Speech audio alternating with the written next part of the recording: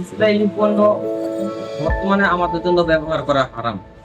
কারণ তারা যেভাবে আমাদের মুসলমান ভাই বোনদেরকে, শিশু বাচ্চাদেরকে নির্মমভাবে হত্যা করতেছে, তারা সন্ত্রাসী কায়দায় রাতের ঘুমের আগে তারা আমাদেরকে হত্যা করতেছে, আমাদের মুসলমান ভাই বোনদেরকে।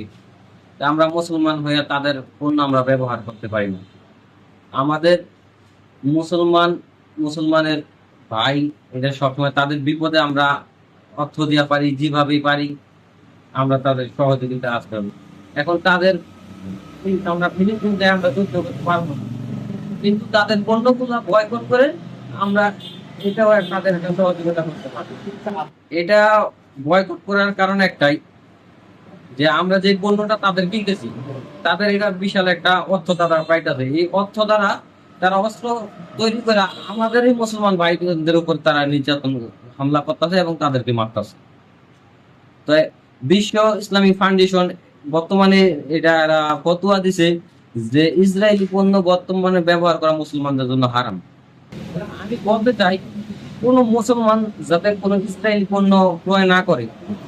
কোন ইসরায়েলি পণ্য কোনো দোকানে থাকলে আমরা সেই দোকানকেও বয়কট করবো ইনশাআল্লাহ।